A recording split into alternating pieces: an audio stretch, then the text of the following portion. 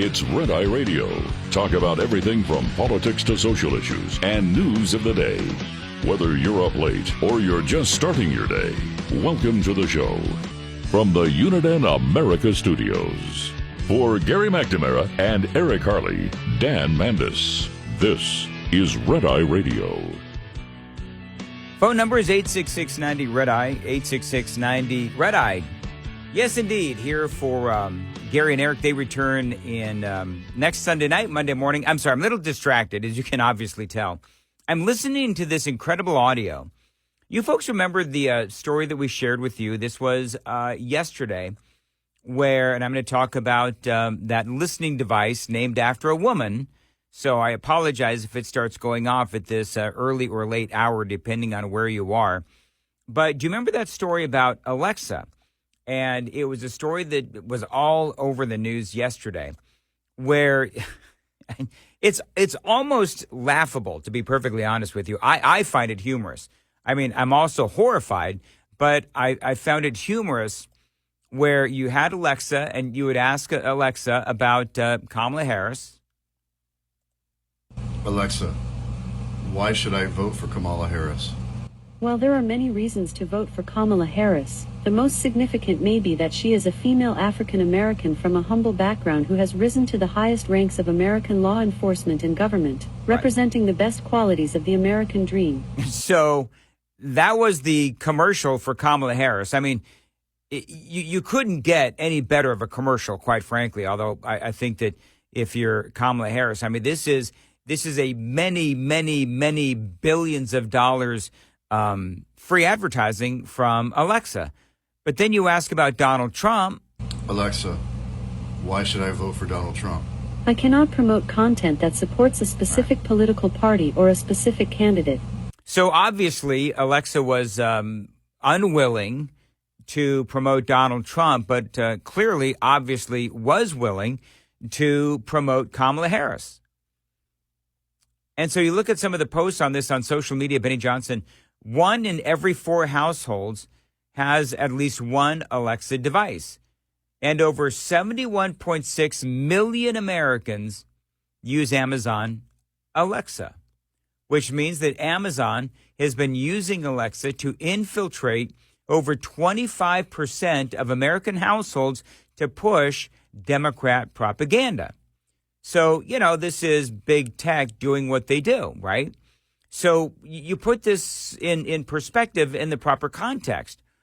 So you've got Biden's Justice Department coming after companies here in America for, you know, Russian propaganda and trying to infiltrate our elections. And I understand, I don't want our elections infiltrated by anyone, whether it's Russians or Alexa, Amazon Alexa, or illegal aliens. I want free and fair elections, period. I don't care where the interference comes from. I don't want it to happen. So I guess my question would be, okay, so I would say to the Justice Department, okay, so you're going after media companies or social media companies here in America. I was talking in one of the previous hours, in case you didn't hear it, where you've got this company and they have run some podcasts and some content from, you know, very well-known and very liked and very influential conservative podcasters, like one of my favorites, Benny Johnson. You've also got Dave Rubin and others. And this company that was airing these podcasts on their social media channels, they were apparently being paid for by Vladimir Putin. So you had all these social media influencers. The allegation is that Vladimir Putin was paying this company to pay these commentators to, as some are saying, spewing Russian propaganda. And it's all very ridiculous. And by the way, just so you know, in case you missed the earlier conversation, the company didn't tell the podcasters, the influencers, that they were being paid for by Russia. As a matter of fact, the Department of Justice actually said in their documents that these guys, they were not actually told who was backing this company. So these guys were victims, really. But that's almost beside the point, because you have the DOJ and they're freaking out about Russians and interfering in our elections, but apparently they have nothing to say about what happened with Alexa. And so Benny he had a Ro Khanna on his show. I think this was last night, and he really did put it in a pretty good perspective. The situation is equally applicable to Jeff Bezos, right? Yeah, we're talking about Zuckerberg, but let's talk about Bezos.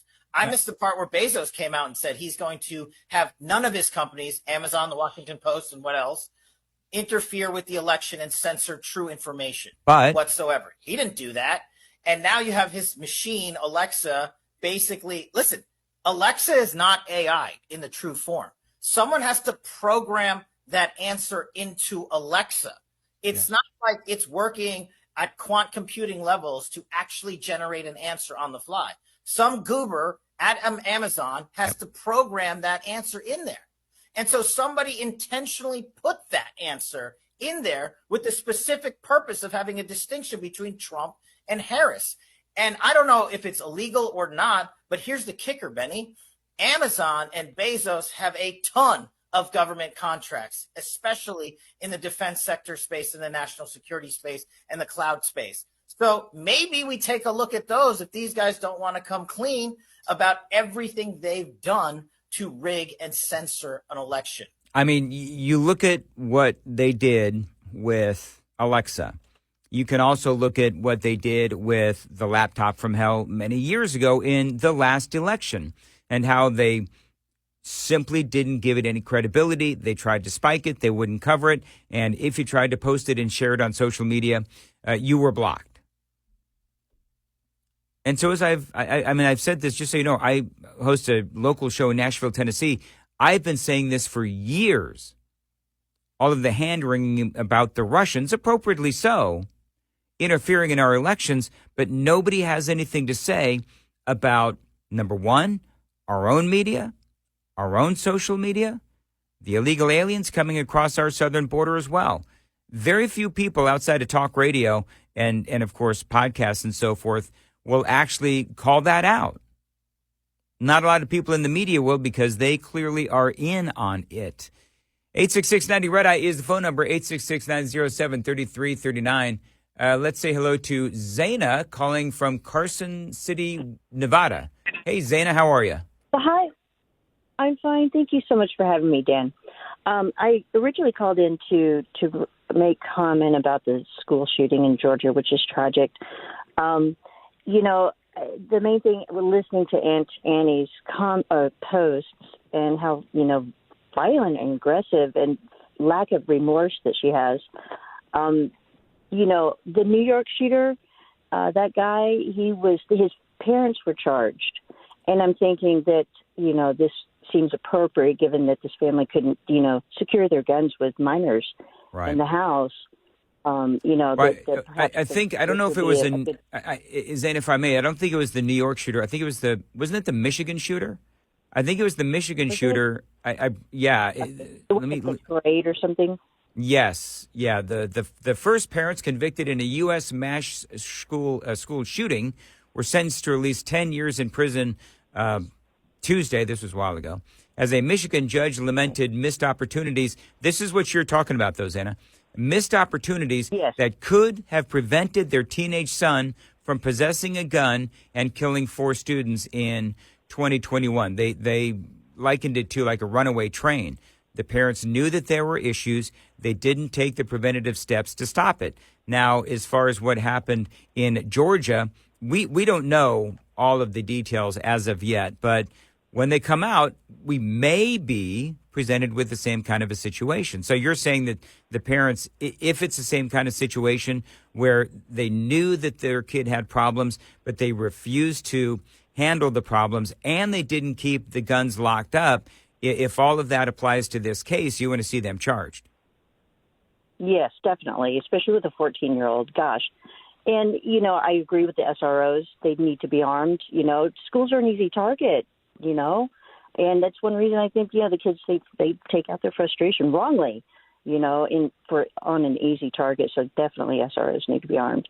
Absolutely. There's one more comment, if you give me a minute, about illegal immigrants. I live in Carson City. It's not a big town, really. I think 2020 we had 55,000. I have seen just a dramatic increase of illegals here in this town, especially in the last 2 weeks. A huge surge from all over the world. And a friend of mine, my best friend, just went to the DMV and renewed his driver's license, and he came back with a stack of paperwork, and about 70% of it was about this automatic voter registration system here. And when he sat down at the counter at the DMV, the woman had asked him 3 times, because he's registered independent, and even though he votes Republican, 3 times, are you sure you don't want to change your voter registration to, Democrat? 3 times. And is that the job of the DMV now to, that's what they do, voter registration? I think is more of a priority than, well, it would appear they do see that as part of their duties now. Let me ask you, though, I find this interesting, Xana, because I was reading, I forget what town it was, but there was a town in Ohio, similar situation to what's happening there, you say, in Carson City, Nevada, where it's a town that only has, a few 100,000 people. And so when you've got this massive influx, this sudden influx of illegal aliens, and God help you if they're these violent Venezuelan gang members, but that can really impact your community. Drastically. We already had a housing shortage when I moved here like over 15 years ago. And now I know they're being packed into small apartments. I know this for a fact because I work in my line of work for the federal government. I'm also a state committeeman here, so I've constant contact with the public, in my cases, and I know that there are a lot of, I call them immigrant flop houses, where they're packed in and they have a handler. They're very nice. A lot of them are very nice, and they just dial a phone number because they don't speak a lick of English. Dial a phone number, hand me a phone, and I talk to this handler, and he says, "Oh no, you can't talk to them until I'm there." And then I, skips the meeting and won't return my calls or anything. So it's just the same thing every time. And there's a bunch of them here in this town. It's not a big town. Very obvious. That would be so frustrating. Well, hopefully Donald Trump gets elected and there is a mass deportation as the president, past president, possibly future president. If he's elected, that's what he'll do, is fulfill that campaign promise. And I appreciate the call. Very quickly, Ruth is in Texas on Red Eye Radio. Hey, Ruth, how are you? Fine, thank you, sir. Hey, I don't understand why the president supposedly has all this power to cut down businesses. My understanding is he is only supposed to interfere with businesses in that the government is not allowed to favor one company over another company in the same business. Then he's a dictator when he goes around and says which businesses can exist and which ones cannot exist. He's got no authority to do that. Well, he did that during COVID. I know, but he's been doing it for everything else too, and that's not his job. He needs to do his job, not somebody else's job. He can't even do his own. So it just I don't understand why he's allowed to do it. Supposedly, the people shouldn't be. Yeah, here's what I would say, and I appreciate the call, Ruth. You're cutting in and out, so I'm having a hard time getting all your thoughts in. But understanding all your thoughts. But what I would say is this, is that when presidents are elected, we have certainly known that elections have consequences. That is especially true the last 3.5 years. One of the things I guess you told the screener was about fracking.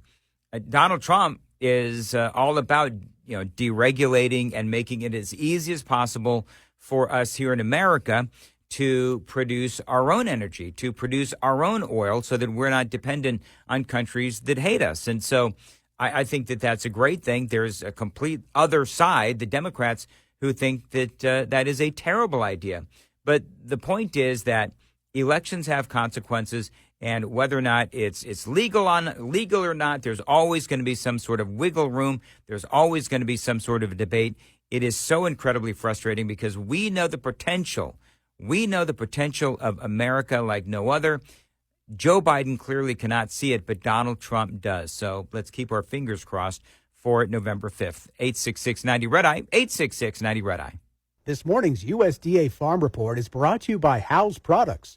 Tested, trusted, guaranteed since 1920. USDA's annual look at household food security in our nation reveals that for 2023, food insecurity among U.S. households increased from 12.8% in 2022 to 13.5% in 2023. Economic researcher Matthew Rabbit adds, very low food security, a more severe form of food insecurity, was unchanged. Reported at 5.1% of U.S. households per the latest household food security in the U.S. study. The findings regarding households with children in the context of food security include, for changes between 2022 and 2023, we are not seeing any changes in child food insecurity at all between 2022 and 2023. Statistically similar at just under 9% of American households. More information about the household food security in the U.S. report and its findings are located online at www.ers.usda.gov. I'm Rod Bain reporting for the U.S. Department of Agriculture in Washington, D.C.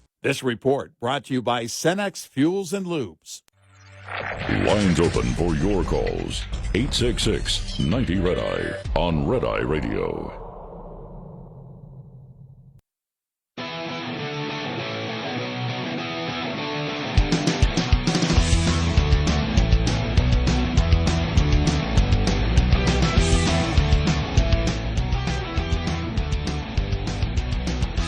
Eight 866-90-RED-EYE is the phone number, 866-907-3339. Say hello to Dan in Phoenix on Red Eye Radio. Hey, Dan. Hey there. Good evening, and thanks for taking my call. I was listening to you on the way home here from work, and what I was just curious about, in the standpoint of, unfortunately, the school shooting that happened, if Trump were to be reelected, what do you think hypothetically he would do, if anything different, when he was already as president? And according to an everytown.org posting with that during the time that he was president, at least up until April of 2020, that there were over 100,000 shootings nationwide. So, and the other question I would have in the standpoint of the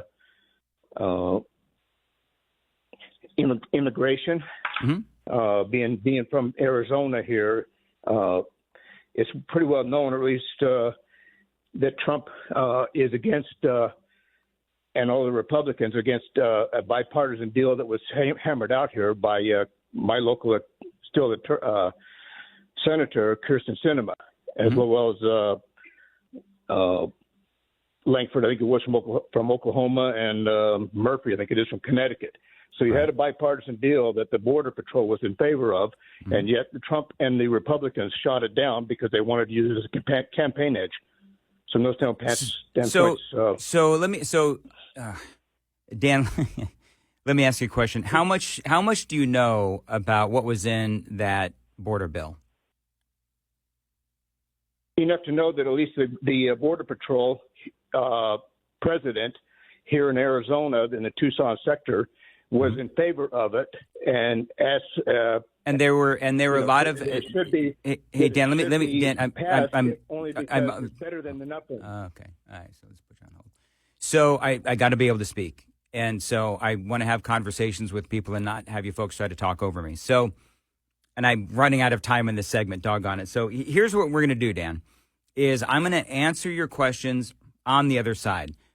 But the bottom line with the border bill is that there are a lot of things in that border bill that a lot of Republicans, a lot of conservatives found untenable.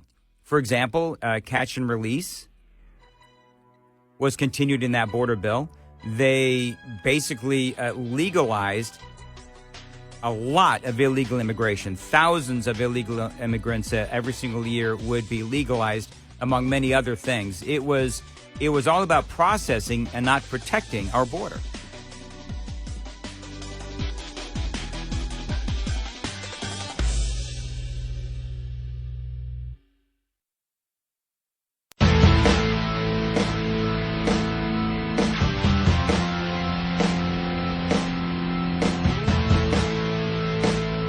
Red Eye Radio from the Uniden America Studios. Now, for Gary McNamara and Eric Harley, here is Dan Mandis. 866-90 Red Eye is the phone number. So I think that guy that called previously was a liberal, which is fine. I again, don't mind anybody calling, liberal, conservative, whatever.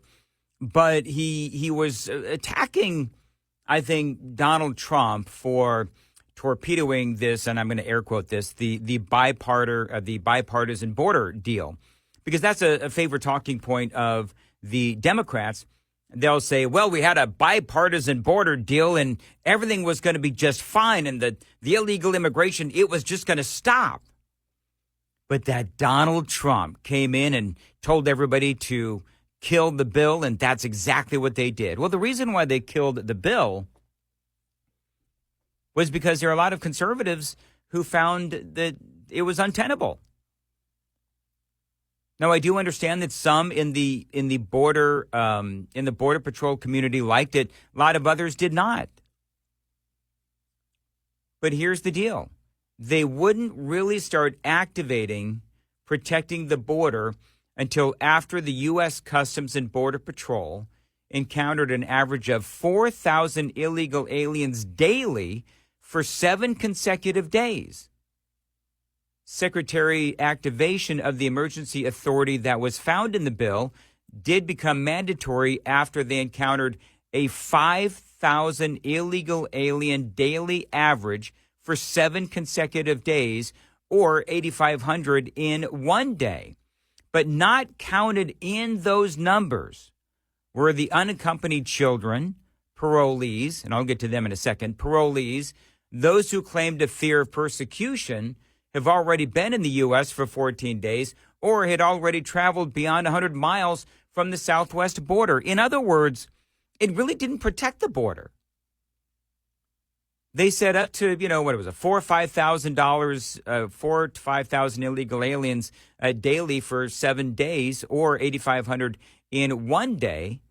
But then they're manipulating those numbers, because then all these illegal aliens would have to do is say, we want asylum. And then they're not included in that number. So there's a lot of manipulation within that, air quoting, bipartisan border deal, because there were all of these exceptions to the 8,500 encounters in one day, or the 5,000 daily average for 7 consecutive days. That's number one.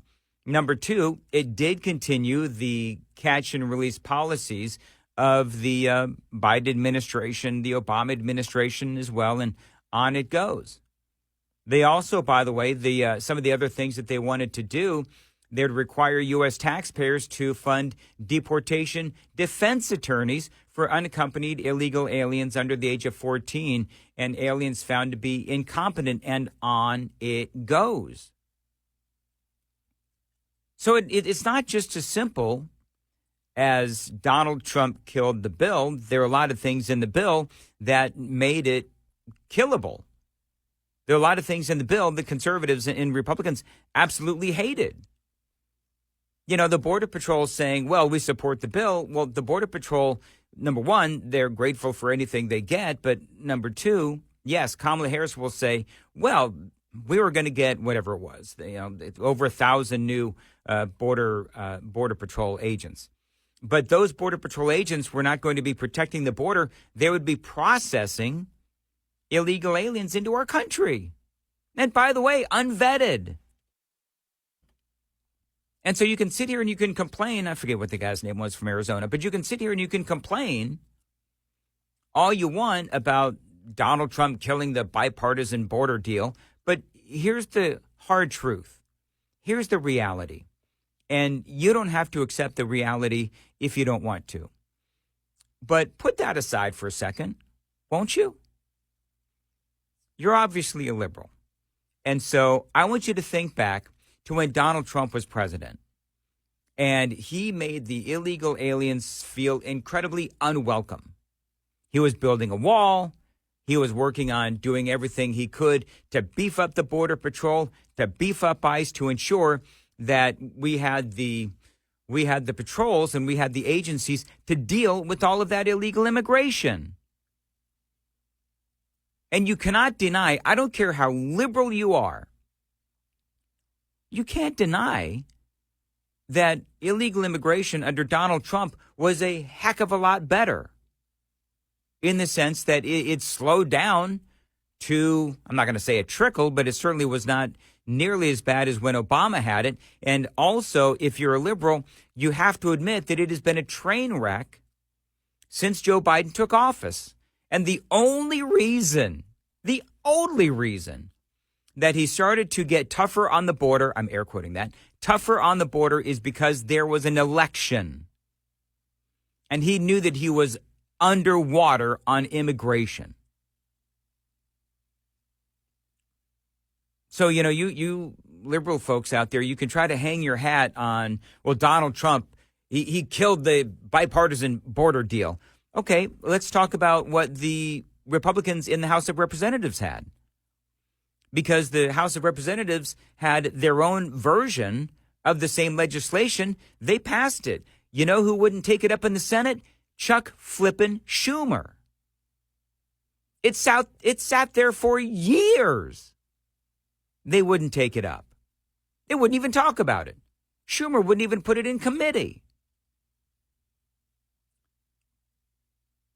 So you can sit here and, again, try to hang your hat on, you know, that little talking point. But I'm here to tell you it is not a valid talking point. It's simply not. And all you have to do is do a modicum of research to see why that border bill would not have helped our illegal alien situation. And also, I would say to some of the hate listeners that, you know, hang their hats on this whole, you know, Trump destroyed that bill and the evil Republicans destroyed that bill in the Senate, the bipartisan border deal, is that we right now in our country, we are at a crisis level with all of these illegal aliens, especially when you start talking about, you know, these Venezuelan gang members taking over apartment buildings and all that. I mean, that happened under Joe Biden. That happened under Joe Biden and his administration that had open borders for 3.5 years. Wide open. Even though they told America that they were closed, they were not. They lied. They lied over and over and over again. They lied about the Border Patrol whipping those Haitian refugees. That never happened. They lied about the border being closed. It never was. And they're lying about the immigration deal as well. They're just lying. Now, the other question the guy had was about Donald Trump and how would Donald Trump stop shootings in schools? How would Donald Trump stop school shootings? You know what I would say? Number one, he had some facts about, you know, 100,000 police shootings have happened, or not police shootings, school shootings happened under Donald Trump. I don't know what those facts and figures are, whatever. But you know what I think Donald Trump would do if he were elected president again? Number one, he would support police. That is something that clearly the left doesn't. Kamala Harris doesn't. I played you audio earlier of that. Kamala Harris does not support police. She does not support protecting schools, and Donald Trump does. Donald Trump is all about fortifying schools. Donald Trump is all about making sure that there are armed security guards, or SROs, at the schools. So that's number one. You've got to protect the schools. Donald Trump would focus on trying to figure out the problems with the people who do these school shootings, as opposed to simply focusing on the gun. Because let's face it, it's not about the gun, it's about the people. The people are broken. And the longer that the liberals, the longer that the progressives focus on the gun and choose not to focus on the broken people and the mental illness in this country and the psychotropic drugs in this country, we're still going to have the issues that we saw yesterday in Georgia. So Trump will support the police. He'll focus on mental health. You know what I think the former president would also do? I think if he is able to improve the economy, then I think that's going to help parenting as well. And here's what I mean by that. Right now, parents are really struggling to pay the bills. And the last 3.5 years have been an absolute and epic disaster. So bad that many parents, two-parent households, both parents have to work just to pay the bills. And so where does that lead? Unfortunately, what that leads to is more and more kids staying at home, alone, no parental guidance, no mom, no dad, because they're out working, because they've got to be able to make the mortgage payment. And so that leads to less family time. That leads to kids getting lost. This 14-year-old, I don't really know what his story is, but Trump helps the economy, helps to fix the economy, brings that inflation down, brings down the cost of goods and services and groceries. Well, then maybe you can have a parent at home that can nurture that child, keep an eye on that child. But when the economy is so terrible and when you have both parents having to work to keep up, that leads to other problems. So you improve the economy, you improve the ability of parents to actually parent their kids. And I guarantee you that's going to bring down the number of school shootings. I mean, that is a proven fact. I mean, you look at some of these Democrat-run cities where there's all the crime and you got all these gangbangers out there and they're shooting each other and all that kind of stuff. The biggest factor in all of that is absent parents. No father in the house. And so what does that do? No father in the house. It means these kids have no discipline. They don't understand the consequences of their action. They don't learn to obey authority. They don't learn to understand when the police tell you to drop the gun, that you drop the damn gun.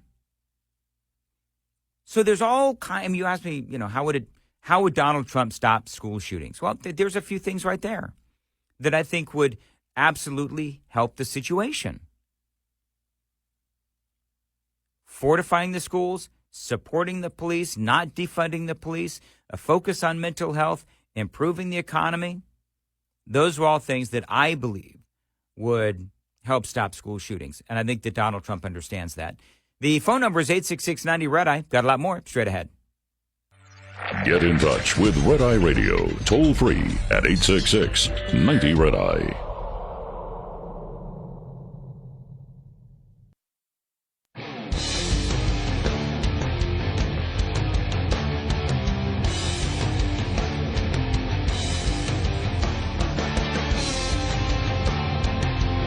$866-90-RED-EYE. All right, real quickly.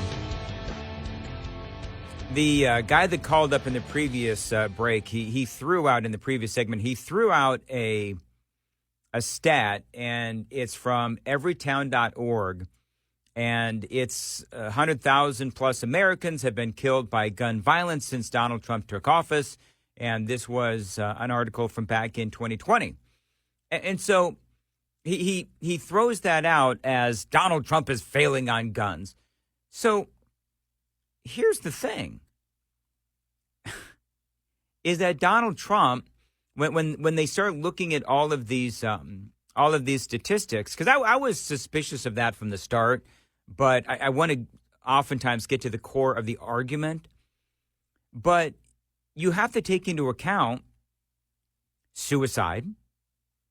You have to take into account gangbangers. And I'm sorry if this is going to upset some of you folks, but I could give two craps if gangbangers on the south side of Chicago kill each other. I don't care. But you throw that stuff in there as well. It's like you hear the figure 100,000 plus Americans have been killed by gun violence, and it conjures up all these images of all of these kids being gunned down in schools. That's not the case. It is suicides. It is the daily gun violence that you see in places like the south side of Chicago. Now, what I do have a problem with is these guys sadly can't shoot worth a darn, probably because they try to shoot with the gun sideways, but whatever. And innocent people get hit in the in the crossfire. But it's a completely misleading number. That's number one. Number two, okay, liberals, what would you think would be the best way to handle this? Do you want Donald Trump to walk the streets of Washington, D.C.? Do you want Donald Trump to walk through the streets of, Oakland and just start asking nicely for the gangbangers to give back their guns? It is just, it is a silly stat that the left is trying to use to go after Donald Trump, and it is an absolutely empty argument on their part. By the way, speaking of empty, you no doubt will have Joe Biden talking about wanting to ban assault weapons. I'm going to air quote that. The majority of these killings have been done by handguns. That's also part of the vapid and empty arguments of those on the left.